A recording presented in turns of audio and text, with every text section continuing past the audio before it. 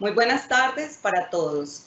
Un saludo muy especial en nombre de la doctora Diana Alexandra Remolina Botía, presidenta del Consejo Superior de la Judicatura y de los demás magistrados que integran la corporación. Asimismo, un saludo muy especial en nombre de nuestra directora, la doctora Marilucero Novoa Moreno.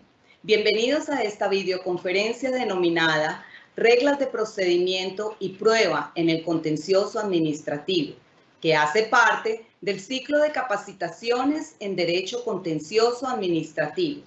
Se hace necesario que los abogados litigantes, incluidos los servidores públicos, conozcan cuál es la importancia de las reglas del procedimiento que en el sentido amplio de la palabra se le pueden atribuir como una secuencia o serie de actos que se van desenvolviendo progresivamente a lo largo del caso y que tienen como objetivo llegar a una decisión judicial en donde se destaca el concepto de la unidad de los actos jurídicos que van a constituir el carácter teleológico del proceso. Es decir, que el procedimiento judicial ya está encaminado a un fin específico que es precisamente la justicia.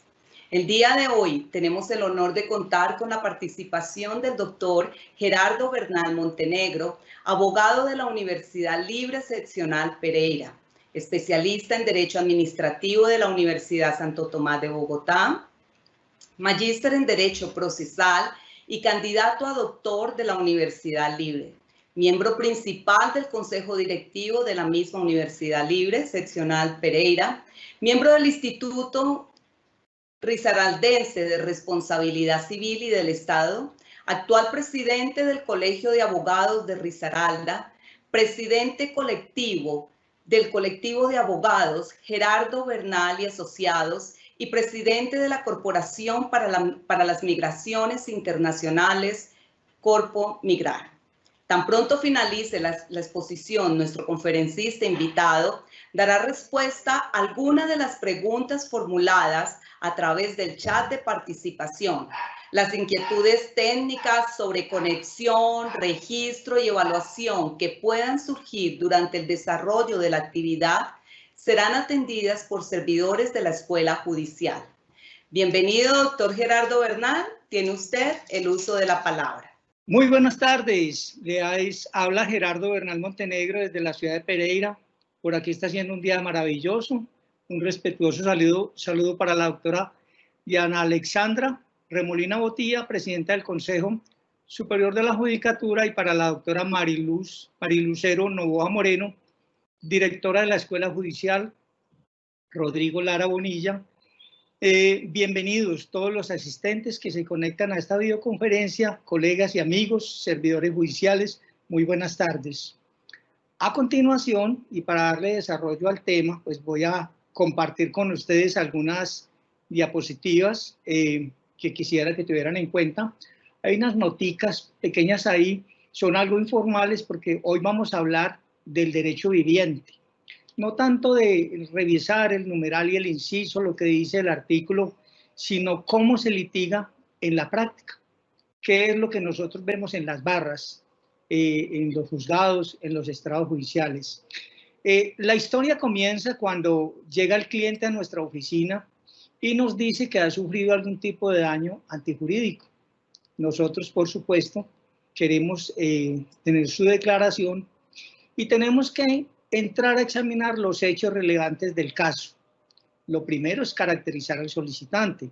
Entonces, de su historia nos va a contar qué tipo de daño sufrió para determinar que es antijurídico, en qué fecha surgió para efectos de determinar caducidad o prescripción, en qué sitio ocurrió para efectos de determinar la competencia, qué entidad o quién presume que pudo haber sido el causante del daño para efectos de la jurisdicción que va a conocer del tema, y porque es que a veces participan particulares y participan públicos en la causación del daño antijurídico, y entonces nos toca acudir en muchas ocasiones al fuero de atracción.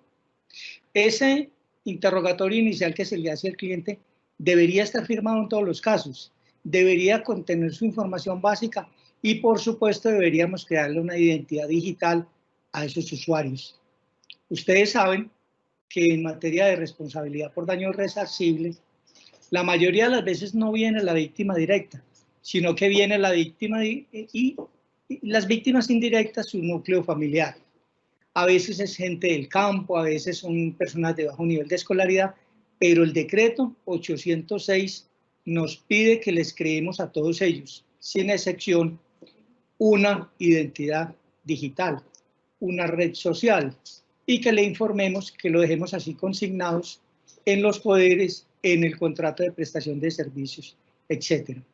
Cuando nosotros tenemos esta declaración suscrita ya por la persona afectada, pues nos vamos a limitar a hacerle unas preguntas que en principio parecerían muy simples, pero ¿qué tal si le preguntamos, por ejemplo, si ya tiene abogado que venga conociendo del tema?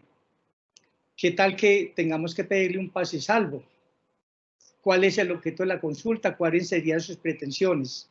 Si nosotros encontramos que hay un caso, es decir, que hay motivo para demandar, inmediatamente procedemos a elaborar contrato de prestación de servicios. Ok, muy bien. Entonces, vamos a determinar, en primer lugar, cuáles son los hechos, cuáles no son hechos y cuáles hechos son relevantes y cuántos son los hechos. Porque es que cuando a uno le cuentan una historia, le meten mucho la parte subjetiva, la parte emocional, y los hechos son datos, informes, nombres de testigos, entidades que participaron. Por ejemplo, hay actuaciones paralelas, es decir, viene actuando una fiscalía, se ha formulado una queja disciplinaria, se ha formulado, por ejemplo, una investigación fiscal. Toda esa información la necesitamos nosotros. Cuando el cliente se sienta a narrar la historia, nos empieza a decir, vamos a tomar un ejemplo concreto. Digamos que se trate de un caso de responsabilidad del Estado, una responsabilidad por omisión médica, por decir algo. Viene la señora y dice, mi paciente, mi marido murió en la ciudad de Pereira, producto de una infección, traía una gasa en su interior, fue atendido en varias instituciones, en algunas públicas y en algunas privadas. Eso ocurrió hace 3 años y nosotros apenas venimos a detectar el hallazgo en esta ocasión, cuando el paciente murió y al hacerle el protocolo de necropsia. Esa información es tan supremamente relevante porque la caducidad no es estática. A partir de ese momento que descubrieron la causa del daño, podemos demandar incluso en reparación directa a la entidad que dejó la gasa ya abandonada y podríamos vincular particulares que hubieran participado por acción o por omisión en la producción del daño. Imaginemos, por ejemplo, que ese paciente consultó en alguna clínica privada porque sentía malestares generales y en esas clínicas particulares o en esos hospitales nunca le hicieron una valoración adecuada, porque valorar al paciente es auscultarlo, palparlo, preguntarle por sus antecedentes familiares y personales, revisar su historia clínica y, lo más importante, ordenar pruebas de laboratorio o radiológicas para con ellas determinar cuál es la conducta médica a seguir. En una sección de urgencias se deben hacer todas estas cosas. Si no se hace y el paciente fallece por una indebida atención médica, pues nosotros podríamos reprochar conducta por omisión tanto a las públicas como a las privadas. Y por supuesto que el contencioso admitiría la competencia, asumiría competencia para juzgar incluso a los privados. Es decir, nosotros lo que vamos a hacer ahorita es abrir o conformar el silogismo jurídico, que es el deber del Estado de garantizar la prestación de un servicio básico y esencial, ya lo haga directamente por intermedio de terceros, y ese hecho o esa omisión que violó esa norma. En otras palabras, lo que se hace cuando se habla de responsabilidad es determinar un daño, es el primero que hay que determinar, cuantificarlo y precisarlo. En este caso sería la muerte de una persona, que causaría un dolor, un daño, un moral a sus seres queridos, una omisión, una negligencia médica, una falla institucional y obviamente un nexo de causalidad entre esa omisión y ese hecho dañino. Por supuesto que lo mismo podríamos advertir de otras formas de consulta. Alguien diría, no me cumplieron un contrato, una controversia contractual, entonces pues examinar los hechos, cuál es el número del contrato, cuál es la entidad contratante, etcétera. O en una nulidad de restablecimiento del derecho, cuál fue el acto administrativo que me causó el daño. De ahí la importancia de determinar muy puntualmente cuáles son los hechos relevantes del caso, porque esos son los que marcan la pauta para elaborar contratos de prestación de servicios y para seleccionar el medio de control que vamos a instaurar. Es muy importante también revisar cuáles, como dirían, digamos algunos coloquialmente o de una manera castiza, ponerle las patas al negocio para que camine, y es mirar a ver qué pruebas paralelas tenemos. Supongamos que en el caso de la falla médica se haya formulado una denuncia a un tribunal de ética médica y que allí se hubiera producido una sentencia condenatoria en contra de los médicos. Supongamos que se hubiera formulado una denuncia de tipo penal por un homicidio culposo, por ejemplo. Allí van a haber elementos materiales probatorios y va a haber testimonios y evidencia física, etcétera, que podemos traer al contencioso. Es que no son hechos aislados. Miren que cuando se ocurre un accidente de tránsito, por ejemplo, no es solo entre dos personas. Si hay heridos o muertos, se activa el SOAT, se activan las compañías de seguros, aparece la policía con un informe policivo, hay croquis, hay medicina legal dictaminando, hay una noticia criminal, es decir, se activa toda una diáspora de pruebas que las podemos llevar nosotros al contencioso administrativo. De ahí la importancia, y es una sugerencia que yo hago siempre, de mirar cuáles son las actuaciones paralelas previas o paralelas o previas al proceso contencioso administrativo. Muy bien, entonces, cuando nosotros ya tenemos este material adelantado, ya hemos identificado la parte demandante, identificado es esa identidad digital que le hemos creado, ¿no? Esa caracterización de su núcleo familiar, y ya hemos identificado a los responsables, digamos la ES, la empresa social del Estado que causó el daño, o las empresas privadas que participaron en la producción del daño.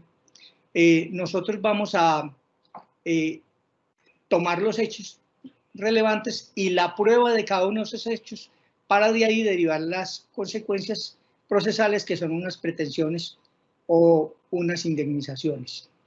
¿Qué es lo que se requiere en estos casos? Ya tenemos el hecho, ya tenemos la prueba, ahora vamos a formular la pretensión.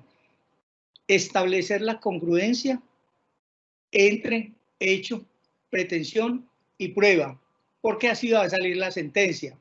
Nosotros no podemos, por decir algo, solicitar un lucro cesante si no determinamos, por ejemplo, un lucro cesante futuro, si no determinamos, por ejemplo, la edad de la víctima, sus ingresos o su expectativa de ingresos, digamos, la actividad en la que se dedicaba, un dictamen de medicina laboral o una merma en su capacidad de producción.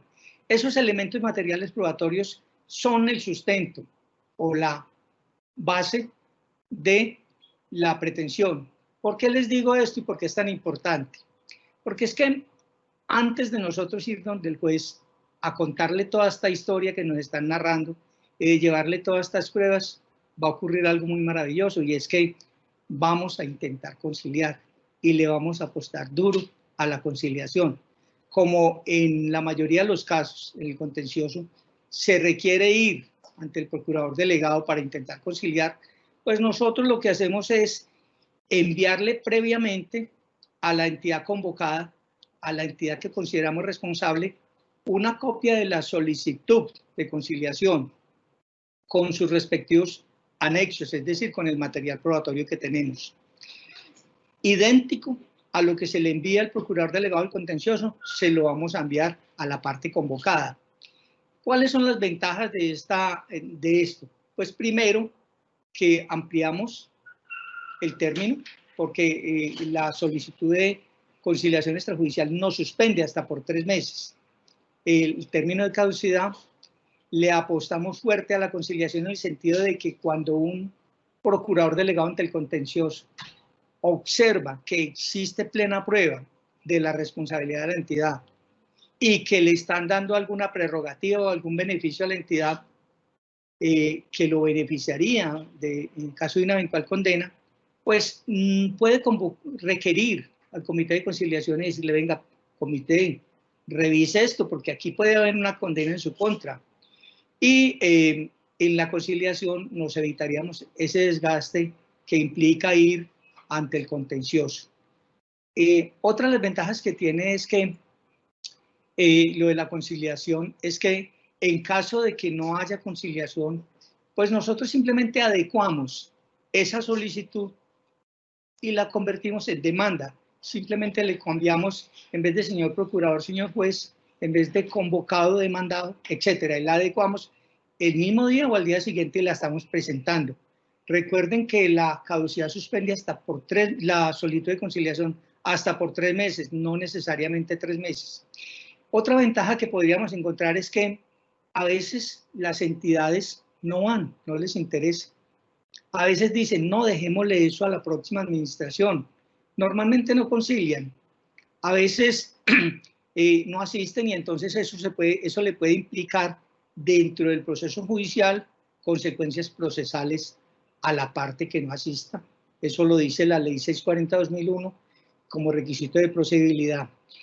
De hecho, incluso en algunas ocasiones, si uno ve que se le vence ese día, el día que el cliente asiste, se le vence el término y hay que agotar requisito de procedibilidad, le sirve a uno en el sentido de que uno puede hacer una solicitud muy sencilla y presentarla y le va a suspender por los 3 meses. Así se la inadmitan y le toca corregir luego, pero haga la solicitud de conciliación anticipadamente. Entonces ya tenemos los hechos, tenemos las pretensiones, tenemos las pruebas, tenemos la solicitud de conciliación extrajudicial de derecho. Ya hemos escogido el medio de control. El medio de control, como ustedes saben, no procede siempre.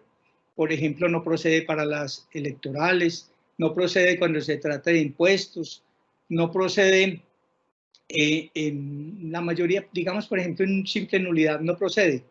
Nosotros hemos creído que en casos laborales, cuando se trata de derechos ciertos e indiscutibles, no habría lugar a la solicitud, pero nos han vencido en juicio algunas veces diciendo que como hay indemnizaciones que sí pueden ser discutibles, entonces en materia laboral es mejor siempre tratar de hacer la conciliación.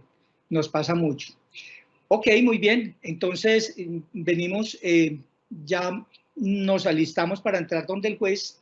No vamos a ir desarmados, vamos a ir con unos conceptos de especialistas, vamos a llevar un buen apoyo, digamos, si se trata del asunto médico, sería muy bueno llevar el dictamen pericial, llevar un concepto médico, normalmente los hechos de la demanda o de la conciliación o en asuntos muy técnicos nos ayudan a los abogados a ser redactados por especialistas, personas que manejan muy bien la materia y nos vamos con la demanda. ¿En qué tema? En lo que nosotros sepamos. El derecho contencioso administrativo es muy extenso. Nosotros en el contencioso administrativo tenemos aduanero, tributario, administrativo laboral, etcétera, etcétera. De hecho, en cada tema hay subespecialidades. Por lo tanto, no es muy recomendable ser todero. Uno se la pasa haciendo especialización, maestría y doctorado y se da cuenta que el derecho es infinitamente grande. Entonces, no es muy bueno litigar en muchos temas, sino tratar de especializarse en uno solo. Pedimos la ayuda en lo técnico de los especialistas y el cliente va a saber lo que es necesario. La información básica. Nosotros hemos tenido casos en que hemos tenido conceptos de especialistas y dictámenes y el cliente no ha vuelto o los ha llevado o ha buscado otra asesoría porque no se ha tomado la precaución de hacer antes el contrato de prestación de servicios. Ese contrato de prestación de servicios siempre recomendamos que lo hagan, primero porque allí identifica quién es el abogado, cómo se identifica, qué se va a dedicar, hasta dónde llega su responsabilidad y va la modalidad de cobro. siempre recomendamos, normalmente hay 3 formas de tasar los honorarios profesionales del abogado. Uno, el muy conocido, cuota litis pura, donde el abogado normalmente asume todos los riesgos, el abogado paga los gastos del proceso, el abogado sabe que si no gana ese caso, pues pierde toda su plata y sus gastos. Abogados que tienen unos colectivos bastante grandes, fuertes, estables, pues lo pueden hacer y mantener los costos de un proceso y lo prolongado de un proceso. Pero en algunas ocasiones toca pedirles adelanto y en ese caso se acudiría a un procedimiento de cobro, digamos que sea una cuota cierta. Por decir algo, fijar los montos de los honorarios en 9 millones y decir, dame 4.500 ya y 4.500 al terminar el proceso, o 3, 3 y 3, para iniciar audiencia inicial y audiencia de pruebas. Eso ya depende de las partes. En ese caso, la responsabilidad del cliente porque paga los gastos del proceso y no importa si el caso se pierda o se gane, de todo modo la gestión del abogado es de medio. Y una de las modalidades que más está de moda es el sistema mixto. Una cuota de dinero no tan alta, de pronto baja, como para cubrir gastos y un porcentaje de lo que logre rescatarse. Entonces ya no serían 9 millones, sino por ejemplo 3 y ya no un 30%, sino por ejemplo un 15, un 20%. Pero siempre es importante tener el contrato de prestación de servicios con el cliente para que se eviten problemas futuros y para determinar cuáles son los límites de la contratación. Muy bien, entonces, ¿cuál sería, digamos, esa gestión mía? Ya tengo los hechos, ya tengo las cosas, pues seleccionar el medio de control. Y los medios de control son los siguientes. Ustedes lo saben, los que litigan en el contencioso, nulidad por inconstitucionalidad, es decir, cuando se produce un acto administrativo, la persona, cualquier ciudadano puede ir y demandarlo, un acto del gobierno nacional, cualquier persona puede ir y presentar demandas sin necesidad de ser abogado incluso. El control inmediato de legalidad para aquellos decretos que sean expedidos o que con fundamento en los estados de sección se aprenden de manera oficiosa, hay obligación de mandárselos no solo a gobierno nacional, sino en las entidades territoriales. Tenemos la nulidad simple, por violación del debido proceso, porque se dictó un acto administrativo por funcionario incompetente o con violación de las normas en las cuales debería fundarse esa decisión o con falsa motivación, etcétera. Es una nulidad muy simple que saca la decisión del ordenamiento jurídico pero sin restablecimiento. Y la que tiene restablecimiento es, además de la nulidad, pues restablecimiento de reintegro o de restitución o de pago de alguna suma de dinero por las mismas causales.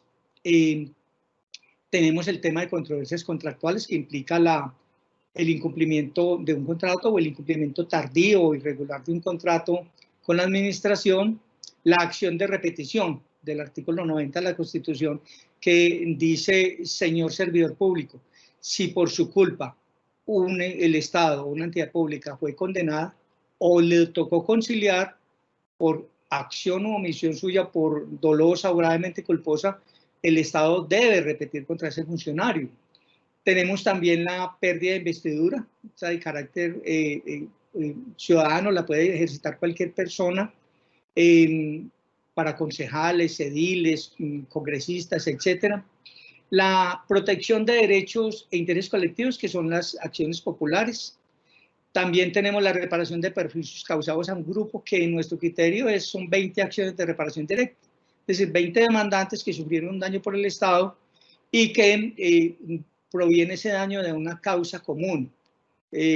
Por ejemplo, una sobrefacturación de servicios públicos a todo un barrio, o por ejemplo una inundación por falta de previsión y causó daño a unas 20 o más viviendas y hubo una omisión del Estado, sería una acción de grupo, no hay que agotar requisitos de procedibilidad y en muchos casos sale mejor. La de cumplimiento, la acción de cumplimiento de normas con fuerza material de ley o de algún acto administrativo que imponga una obligación a la administración. La nulidad de cartas electorales, que esa casi no es muy usada, y el control por vía de sección, que es una figura maravillosa, es de lo mejor que tiene y que debería estar escrito en letras de oro en todos los juzgados, que es que cuando el juez advierta que una norma legal hecha por el Congreso atente contra la Constitución o afecte derechos fundamentales, pues tiene el deber legal de inaplicarla. No la tiene en cuenta, se abstiene. Pero en este caso sería actos administrativos de carácter nacional, entonces control por vía de sección, yo ese acto administrativo no lo voy a aceptar. Muy bien, mire que son muchas las cosas que podemos hacer en el contencioso, algunas por simples particulares, otras requieren abogado, otras en vía administrativa. Muy bien, entonces vamos a empezar ya con el proceso. Ya sabemos las pruebas, los hechos, las pretensiones, medio de control, todo. Bueno, empecemos con el poder y miremos cómo ha cambiado ahora con el decreto 806. Me parece a mí que ha mejorado. El decreto busca agilizar la administración de justicia, no solo proteger a los usuarios, ahora con el COVID, o proteger a los servidores judiciales, sino que busca agilizar el sistema de administración de justicia y ahora simplemente la persona, uno le envía el poder y él lo firma, le coloca la huella y nos lo regresa a nosotros desde su correo. Desde su correo, no requiere presentación personal, no requiere autenticación, nada, y nos deben presumir esa autenticidad. Gente que está en el exterior, gente que está en otras ciudades, simplemente elabora el poder si sabía hacerlo y nos lo envía, o alguien se lo elabora y nos lo envía a nuestro correo. Ese correo, ya lo veníamos diciendo ahora, debe estar no solo en el contrato de prestación de servicio, en el recuento de hechos, sino también en el poder. Una recomendación, y esto es un truquito de carácter personal, cuando quienes han leído la sentencia C420-2020 se dieron cuenta que se declaró la exequibilidad del decreto 806, pero hubo un salvamento de voto. Y en ese salvamento de voto se decía que, pues, que debería la persona autorizar a la Administración de Justicia para que le notificaran por esas redes. Decir, yo admito que traten mis datos, yo admito que se ponga a circular mi nombre en redes. Entonces, yo sí le recomendaría a los colegas que el cliente le diga al juez o le diga a usted en el contrato de prestación de servicio o en el poder que autorice que se traten sus datos y que se le notifique por esas redes sociales, por esos medios de comunicación. Ojo, no es solo correo electrónico, puede ser WhatsApp o cualquier otra red social que la persona habitualmente utilice. Hay que demostrarle al juez, por ejemplo, cuando es el demandado, que esa prueba, que esa red social, perdón, la utiliza frecuentemente en sus actividades cotidianas. Muy bien, pasemos a la demanda, ya tenemos el poder, entonces elaboramos la demanda, recuerden que ya la traíamos de conciliación extrajudicial de derecho, por lo tanto ya tenemos el trabajo muy avanzado.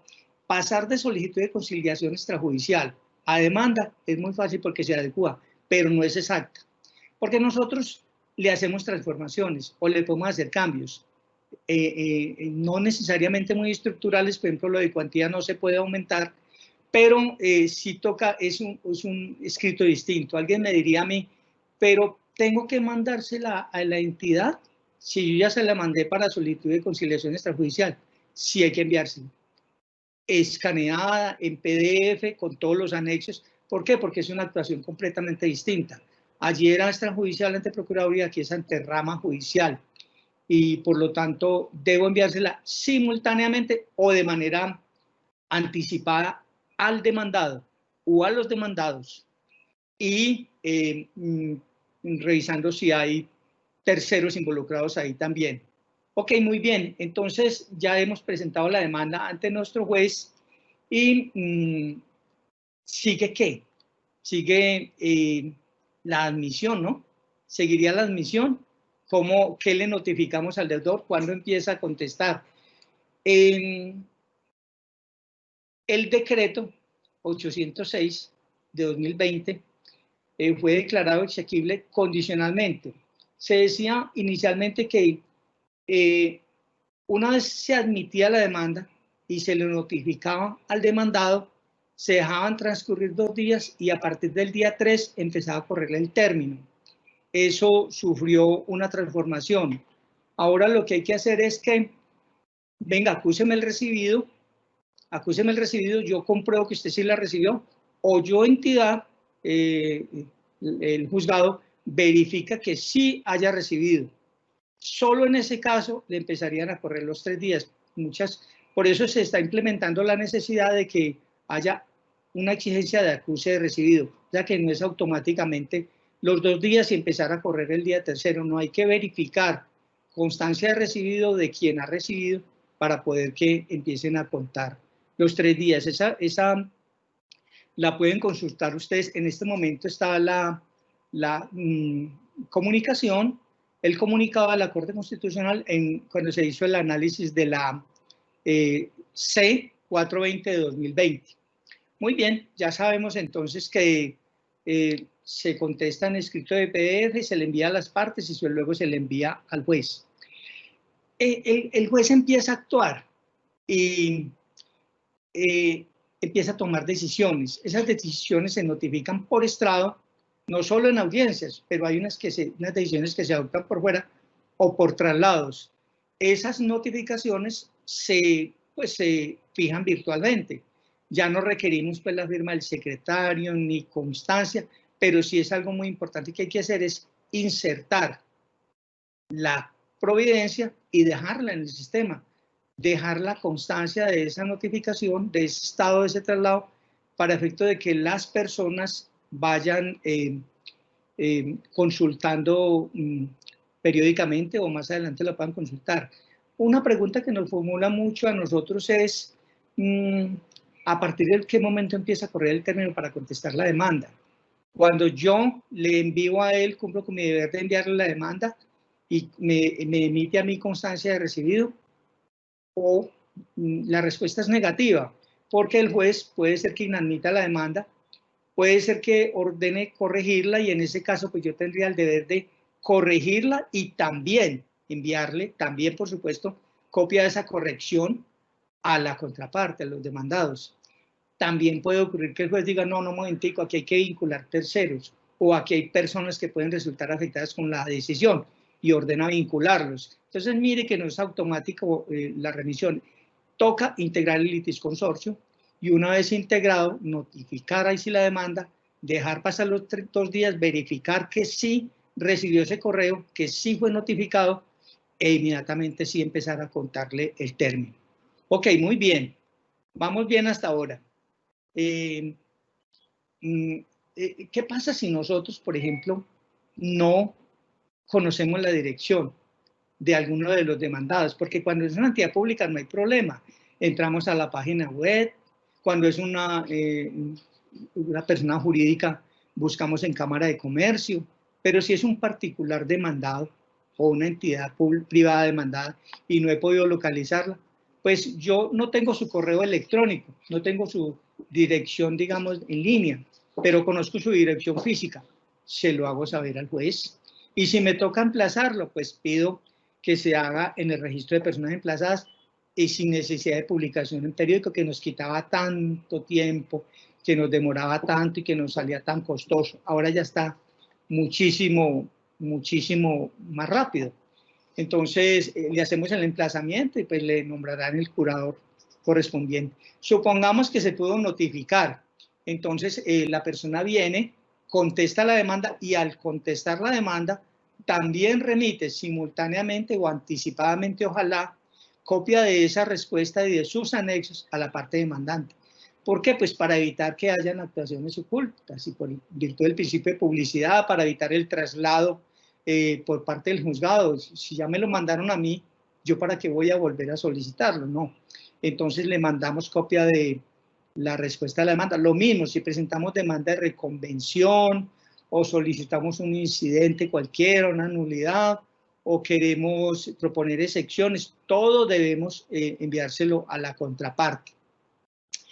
Esas excepciones, de ellas se ordena, aquí sí hubo un cambio en el decreto 806, una pequeña reforma en la parte de procedimiento.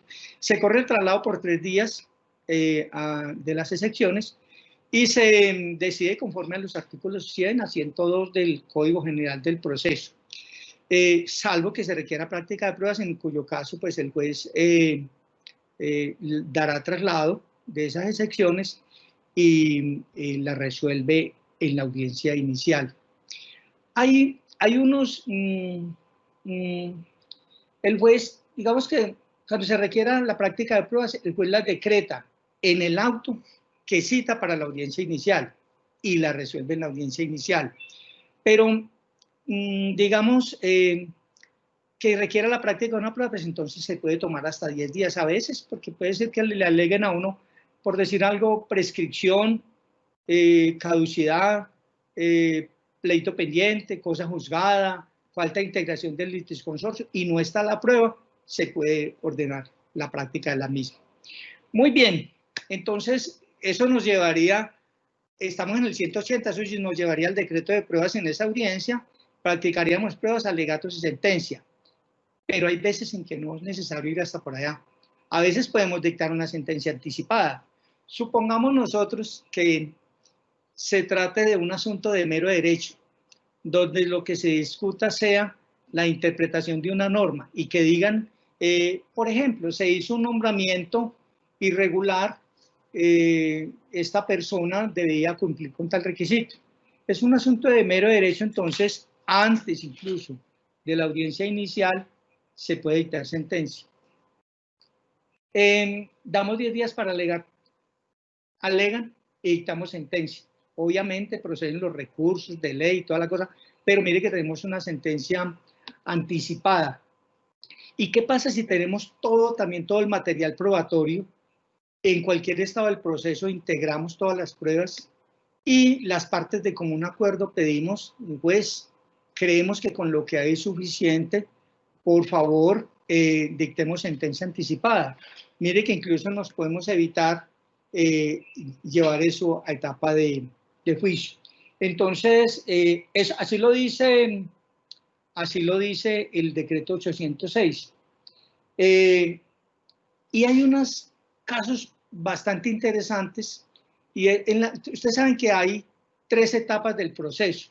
Hay 3 etapas. Una etapa inicial que va desde la presentación de la demanda hasta la inicial, luego terminada la inicial hasta la práctica de pruebas y luego viene pues la sentencia de notificaciones. Pero ¿qué pasa si, por ejemplo, nosotros se detecta luego en la segunda etapa que quedó probada la caducidad o la prescripción o falta cualquier de los aspectos, por ejemplo, cosa juzgada, pues también podríamos, en virtud de el artículo 13, solicitar o dictar una sentencia anticipada. Eso lo puede hacer también el juez y eso nos ahorraría pues mucho trabajo. Vamos bien, ¿no? Muy bien, sigamos. Entonces, entremos al régimen probatorio. Este tema a mí me encanta, en el contencioso. Hemos recomendado siempre tener agente investigador. Nos ha servido bastante en los colectivos. El agente investigador, a veces no tenemos un testigo. Entonces el agente investigador va y hace videos, toma fotografías, recauda documentos, hace entrevistas y a veces si son técnicos mucho mejor y nos permiten allegar como en penal todas esas pruebas en la audiencia pues, del 181, obviamente solicitándolo en tiempo. Muy bien, sigamos entonces. Ya habíamos dicho que el decreto 806 de 2020 trajo una novedad en la práctica de pruebas en materia de excepciones, pero eso no es importante. Sigamos, voy a continuar mejor con este tema y vamos a hablar de los medios de prueba. Normalmente en el contencioso nos dicen que se rige por el Código General del Proceso, en lo que no sea incompatible. ¿Y qué dice el Código General del Proceso? Dice que los medios de prueba son la declaración de parte, ojo con estas 3 primeras, la confesión, el juramento. Esas las voy a poner apartecita.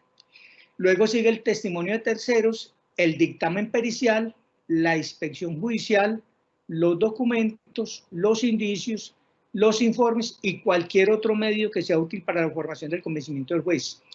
Muy bien, resulta que alguien me diría a mí, me preguntaría, ¿yo puedo llevar a mi cliente, al demandante, al actor, para que declare, para que rinda su declaración? Se supone que el interrogatorio de parte lo pide la parte contraria, para que confiese hechos que lo desfavorezcan a él y me favorezcan a mí. Para eso pido un interrogatorio de parte. Pero yo puedo llevar a mi cliente que declare como parte.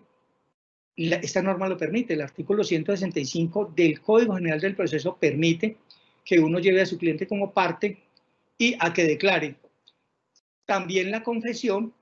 Por ejemplo, hemos visto muchas respuestas a las demandas donde la entidad reconoce hechos y para nosotros eso es prueba de confesión. El juramento, cuando dice manifiesto bajo juramento, que ya fue notificada tal persona o que no conozco la dirección o el correo, sobre todo ese juramento que hay mediante presunciones, con la sola firma. El testimonio de terceros, el dictamen pericial, que ahorita lo vamos a tocar, que es muy importante, en la parte técnica muy, muy valioso, y algunas pruebas no previstas con este código que son de carácter especial. Por ejemplo, en materia de procedimiento penal tenemos el artículo 102 y siguientes, el penal, ¿no?, que hablan del incidente de reparación integral.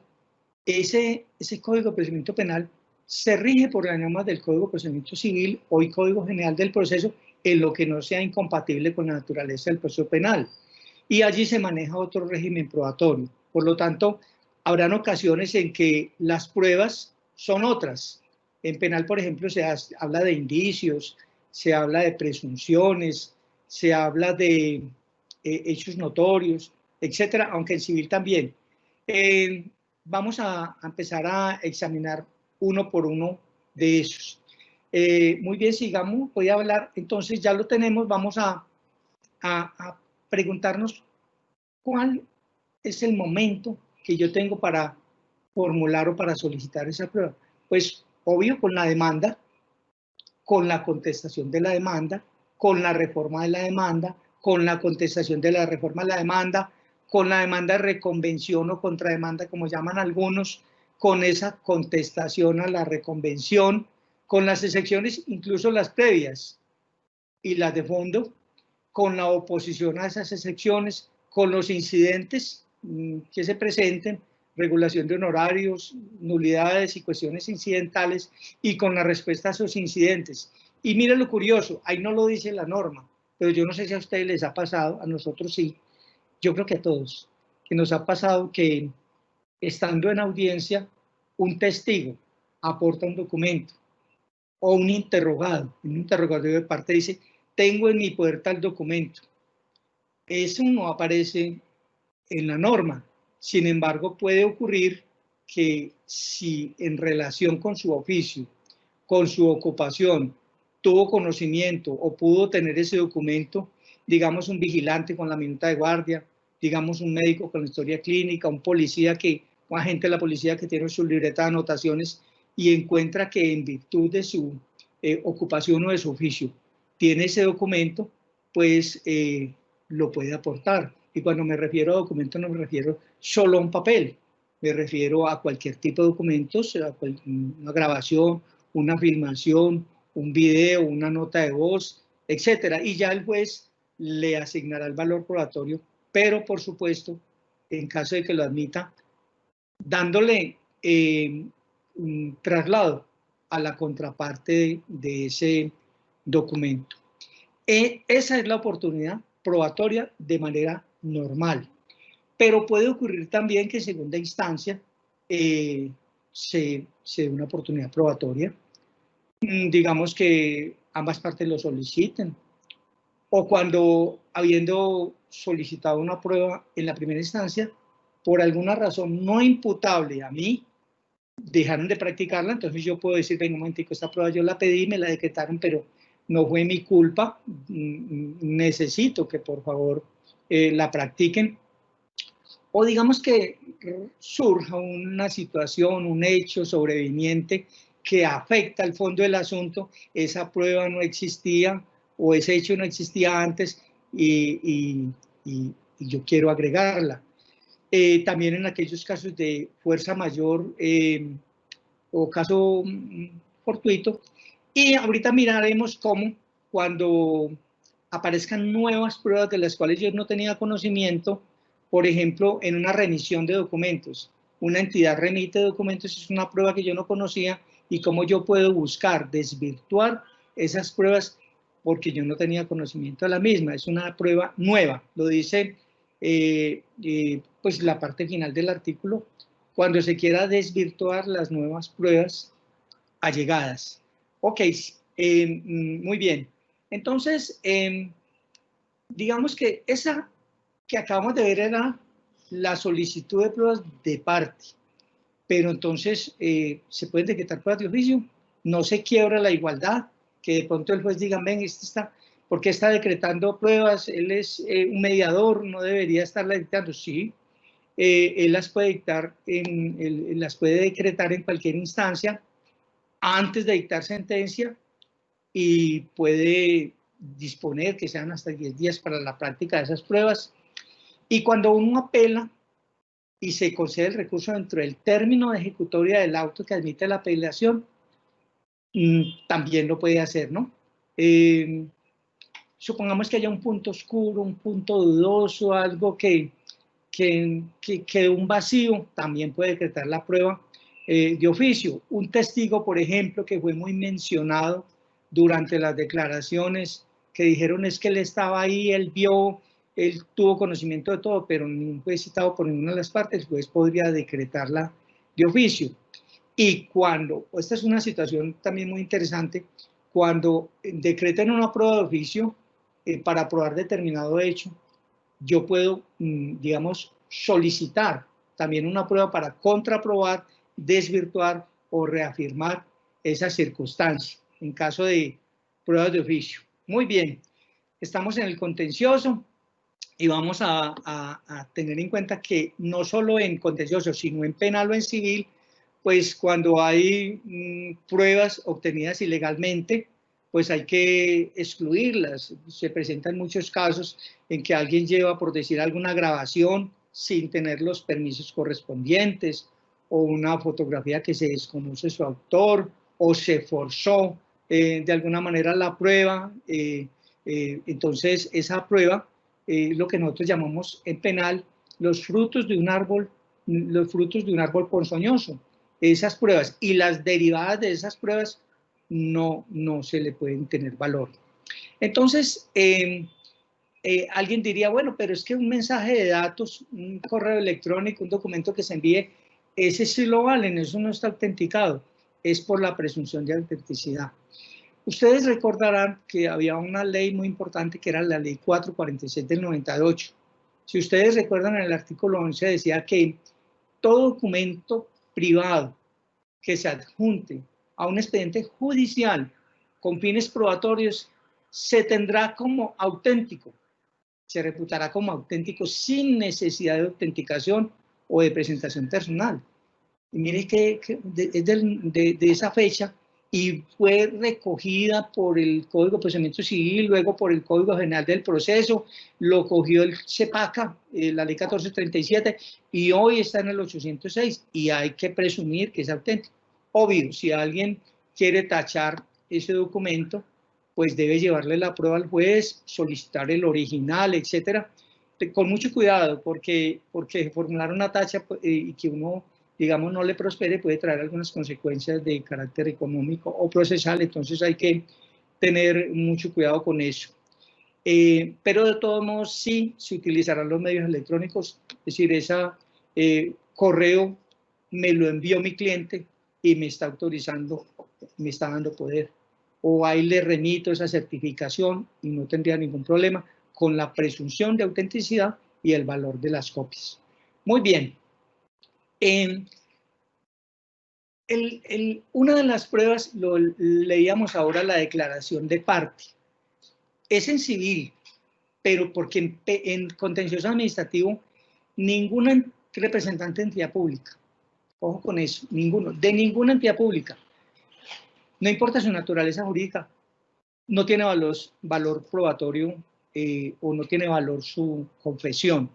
Ellos no pueden confesar. Eso lo dice el 217 del CEPACA, pero lo que sí podemos hacer nosotros es mucho mejor todavía, porque nos queda un documento público que goza de la presunción de autenticidad, etcétera, es pedirle que rinda un informe escrito bajo juramento sobre los hechos debatidos que le conciernan a él en relación con ese asunto que se está manejando en el juzgado. Entonces, a mí me parece mucho mejor decirle, representante legal de la entidad pública, ríndanos informe escrito y detallado de todo, absolutamente de todo lo que usted tenga. Y ojo con esto, no lo hemos mencionado, pero es muy importante que ustedes, los servidores judiciales, los que están en la rama, los litigantes y los usuarios también tengan en cuenta esto. Cuando se demande a una entidad pública, ellos con la respuesta tienen la obligación legal de remitir copia de los antecedentes administrativos del caso. Eso lo dice el parágrafo del artículo, creo que es el 175 del CEPACA. Significa que yo, entidad, tengo que buscar en mis archivos todos los antecedentes administrativos del caso y remitírselos al juez, háyame o no pedido esos documentos, por disposición de ley, además pues de las pruebas que yo quiera incorporar o que quiera solicitar. Y una notica que quiero que tengan en cuenta también, tengan en cuenta, abogados, que hoy en día ya no podemos acudir a la prueba trasladada. Ese asunto de que juez libre su oficio a tal entidad para que remita tal documento, no señor, no es así. Usted vaya y pida y obtenga sus documentos y agréguelos a la demanda o a la solicitud de conciliación. Ya lo único que lo salva es que de pronto le digan, no, es que eso es un procedimiento reservado, es un asunto donde hay menores, o es una historia clínica de un paciente y eso tiene carácter reservado, o es un procedimiento militar. Mire, o que le digan, mire, señor juez, yo sí solicité el documento, no tiene carácter reservado, sin embargo no me lo entregaron. Requiéralo bajo los apremios de ley para que lo remita. Solo en esos casos se puede pedir como prueba trasladada, pero esa carga procesal ya no la tiene el juez, ya la tienen las partes, tanto demandante como demandada y los terceros intervinientes. Lo mismo que el dictamen pericial. El dictamen pericial, ustedes saben que es una prueba técnica. Eso lo puede hacer un perito de la lista de auxiliares de la justicia o un experto contratado por las partes. Entonces, yo, por ejemplo, en el caso de la falla médica que estaba mirando al inicio de este conversatorio, de esta videoconferencia, puedo contratar los servicios de una institución especializada para que me rinda un dictamen médico legal en relación con los hechos que dieron origen a la demanda. Claro, yo le pago dos sumas, una por elaborar el dictamen y otra por sustentarlo, porque en el contencioso administrativo debe ir el perito a defender su concepto, su peritazo. Distinto en civil solo si la contraparte lo pide, solo si la contraparte lo exige. Pero aquí no, aquí, ¿qué le recomendamos nosotros a los abogados, a las partes? Los jueces mantienen ahorita mucha congestión judicial. Ellos tienen mucho volumen de trabajo, entonces llévele todo hecho. No le permita trabajar, dígale, señor juez, mire, le cuento, aquí están los hechos, aquí está la prueba de cada uno de los hechos. En el caso de la falla médica que vimos al inicio, mira, aquí está la historia clínica, aquí están los conceptos de especialistas, conceptos médicos, aquí está el dictamen pericial, se lo adjunto. Su núcleo familiar es este, mire, le muestro el registro civil de defunción del paciente, el registro civil de matrimonio de ese paciente, el registro civil de nacimiento de sus hijos o de los hermanos, y además, ¿por qué no? Qué bueno sería, yo le apunto a eso, recoger la prueba testimonial. Los apoderados tenemos facultad para reunirnos con los testigos, nosotros mismos, obvio, con todos los abogados de todas las partes, y recaudar ese material probatorio, ese material testimonial. obvio con las preguntas, objeción de preguntas, etcétera, y solo en caso de discrepancias o de mucho problema ir donde el juez, pero deberíamos procurar nosotros llevarle todo el material probatorio al juez para que él tenga los elementos de juicio suficientes pues para dictar su sentencia. No se está haciendo en Colombia, se está haciendo en el sistema americano, pero a eso le debemos apuntar. Muy bien, entonces le llevamos el paquete completo al juez, ese paquete ya ha sido entregado a la contraparte previamente o paralelamente ha sido entregado, por lo tanto él tiene oportunidad de defenderse. Sin embargo, no le empiezan a correr términos desde ese momento. Serán unas instancias procesales posteriores cuando se le va a dar curso a las objeciones. En la audiencia inicial, que es la del 180, cuando se abra la audiencia, ustedes saben que hay distintos momentos allí, identificación de las partes, pues digamos, si se intenta conciliar, saneamiento, todo. En una de las partes nosotros podemos formular observaciones o una solicitud de aclaraciones o de adiciones del dictamen pericial. Y incluso nosotros podríamos objetar ese dictamen pericial con otro dictamen pericial, porque los peritos a veces son unos más idóneos que otros, a veces se equivocan, etcétera. Entonces, el juez incluso podría, digamos, decretar otra prueba testimonial. Ese tiene unas características bien importantes y es que el perito debe ser idóneo, debe manifestar que no está incurso en causales de inhabilidad, por ejemplo, ser pariente de las partes o de pronto tener interés en el proceso, etcétera. Es decir, porque él se equipara a un servidor judicial y estar sometido a ese régimen, digamos, de los servidores de la Administración de Justicia. Entonces, es muy importante para todos que digamos que el dictamen reúna todas las condiciones, cómo obtuvo el conocimiento, dónde lo obtuvo, qué estudios hizo, qué literatura consultó, etcétera.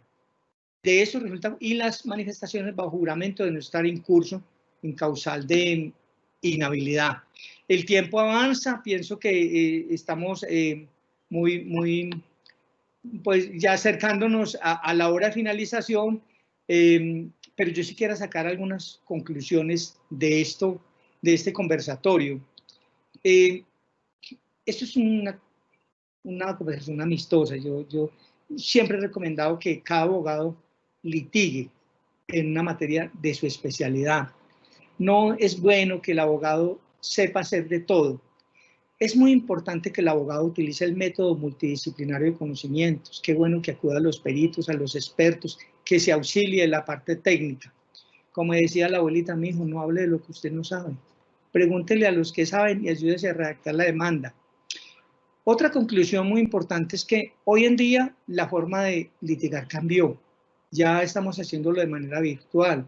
Hoy en día hay que manejar con propiedad las plataformas virtuales, saber levantar la mano en una audiencia, saber mostrarle un documento al juez, saber notificar, dar constancias de recibido. Es decir, la virtualidad que llegó hace mucho tiempo, llegó con la Ley Estatutaria de Administración de Justicia hace muchos años y apenas se está implementando ahorita con el COVID, pero la virtualidad llegó para quedarse. Esto no es momentáneo mientras el COVID. El decreto 806 tiene una vigencia de 2 años, pero les aseguro algo, la virtualidad se va a quedar para siempre. Entonces, pues yo pienso que ya se nos agotó el tiempo, vimos las novedades probatorias que se han dado en la virtualidad, y pues yo le doy la palabra a la doctora Mónica Cuellar para que ella de pronto tienen alguna pregunta y de pronto acierto a responderla. Entonces, doctora Mónica. Gracias, doctor. Pasamos a la fase de las preguntas. Primera, ¿cómo seleccionar el medio de control idóneo para cada caso concreto? Muy bien, doctora. Si bien es cierto, uno le entrega los hechos al juez y él debe adecuarlos a al medio de control especial, es muy necesario identificar concretamente el medio de control. ¿Por qué? Porque ahí las caducidades son distintas. Por ejemplo, en nulidad y restablecimiento son 4 meses y hay unos que son de 30 días, hay otras que son de 2 años, etcétera. Entonces es muy importante seleccionar muy bien el medio de control. A nosotros nos ha pasado, por ejemplo, que alguna vez, por ejemplo, en un contrato de suministro no se perfeccionó el contrato. Entonces nos ha tocado demandar en reparación directa por enriquecimiento sin causa. Otros dicen que es una controversia contractual y otros dicen, no, demanden nulidad de restablecimiento porque usted pidió que le pagaran y la respuesta fue negativa. Entonces, independientemente de eso, relacionen muy bien los hechos. ¿Cuál es el daño antijurídico? Y formule su pretensión en tiempo. Si está atacando un acto administrativo y busca un restablecimiento, siempre acuda a nulidad de restablecimiento. Si está con controversia contractual o reparación directa, siempre acuda dentro de los 2 años siguientes a la ocurrencia del hecho. Eso es fundamental, doctora. Segunda pregunta, doctor. ¿Qué pasa si en la producción del daño interviene un particular? Nos ha pasado mucho. Ocurre bastante que concurren particulares, digamos, nos ha pasado mucho en falla médica, que al paciente lo cuasi atienden o lo desatienden mejor algunos particulares remitidos por instituciones públicas o algunas, de alguna manera, un particular contribuye con la causación del daño. Entonces nosotros acudimos a una figura que se llama fuero de atracción. Hacemos el poder dirigido también contra ese particular, contra esa empresa privada y le pedimos al juez que lo vincule. Y entonces dirían ustedes, pero ¿cómo un juez contencioso administrativo está juzgando un particular? Pues sí, adquiere competencia para juzgarlo en virtud de la perpetuidad de jurisdicción y luego no puede decir que voy a inhibirme para condenar porque el resultado de esto es que solo el particular resultó responsable. No, adquiere competencia en mi criterio para juzgarlo hasta el final. Entonces, sí se pueden llevar particulares junto con públicas. Incluso pueden ser 10 privados y una sola pública. El solo hecho de que haya una pública radica la competencia en cabeza del contencioso, doctora. Última pregunta, doctor. ¿Cuáles son los medios probatorios en el contencioso y en qué momento se deben formular? Muy bien. Ya lo decíamos ahora que los medios probatorios que teníamos son la declaración de parte, el interrogatorio de parte o la confesión, el juramento. Tenemos también la prueba documental o la prueba testimonial, la prueba pericial, pero hay unos que no me aparecen ahí que también hay que mencionarlos. Por ejemplo, nosotros podemos acudir a la prueba indiciaria, al hecho notorio, a las presunciones y a todos los elementos probatorios que querramos siempre que le lleven convencimiento al juez, independientemente de que no están consignados dentro del relato que hace el artículo 165 del Código General del Proceso, doctora, porque el juez nuestro tiene que ser un juez proactivo, siglo XXI, e incluso acudir a cualquier medio probatorio que le permita aclarar las dudas.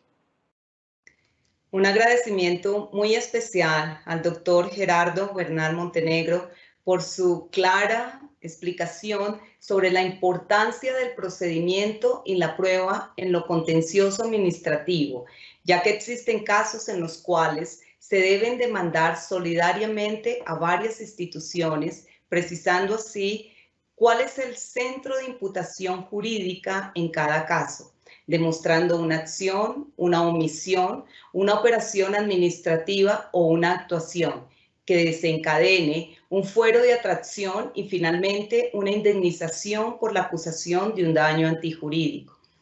Gracias de nuevo, doctor, y a todos los abogados litigantes, a los servidores y servidoras judiciales y a todas las personas que actúan en el sector justicia que se conectaron a esta videoconferencia virtual. Muchas gracias a todos. Feliz tarde.